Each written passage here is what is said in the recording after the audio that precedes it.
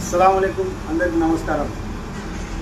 ఈ వీడియో తయారు చేయడం ఏమనగా ముఖ్య ఉద్దేశము ఇది కేవలం టీటీడీ చెంచాలకు మాత్రమే. ఎందుకు చెప్తున్నానంటే మా ప్రభుత్వం అధికారంలో ఉన్నప్పుడు రంజాన్ తోఫా అని చెంచగాళ్ళు చాలా పొందుకున్నారు.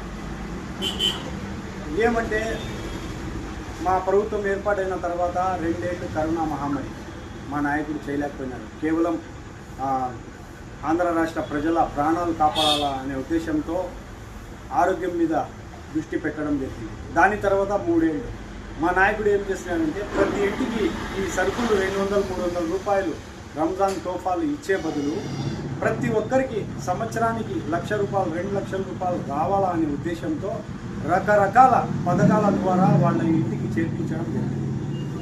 అదే వీళ్ళు రంజాన్ తోఫా టీడీపీ అధికారంలో ఉన్నప్పుడు చంద్రబాబు నాయుడు గారు ₹200 సరుకులు ఇస్తే ₹150 వాళ్ళ బ్యాగ్కి ఖర్చు పెట్టారు. ఎందుకంటే దాని మీద ఫోటోలు వేసుకొని పబ్లిసిటీ చేసుకునేదానికి. ఈ ₹200 సరుకులు ఈ చెంచాగాళ్ళు ఉన్నారు కదా, ఎవరైతే మొత్తుకుంటున్నారు రంజాన్ తోఫా అని, వాళ్ళు సంవత్సరం అంతా తింటారు. వీళ్ళు ఒక సంవత్సరం తింటారు.